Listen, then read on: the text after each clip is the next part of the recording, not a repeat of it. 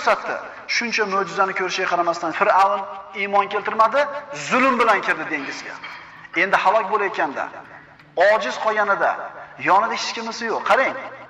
Mana endi aytayaptiki, biz Banu Isroilni dengizdan o'tkazganimizdan keyin ularga zulm va zo'ravonlik qilish uchun Fir'avn va uning lashkari quvib yetdi. Endi unga, Fir'avnga cho'kish lahzalari, cho'kish vaqti yaqin bo'lganda u dedi: "Mana cho'kiyapti, o'lyapti. Hech kim emasligini ko'rdi. Alloh bilan o'z o'rtasida hech kim yo'q. Yolg'iz o'zi qoldi, kimligini ko'ryapti endi. Hech kim yo'q yonida. Taxti ham yo'q, askari ham yo'q, qorovuli ham yo'q, hech narsasi yo'q. Hech qanday iloh yo'q. Magar Banu Isroil iymon keltirgan zot Allohgina borligiga iymon keltirdim. Men musulmonlardandirman.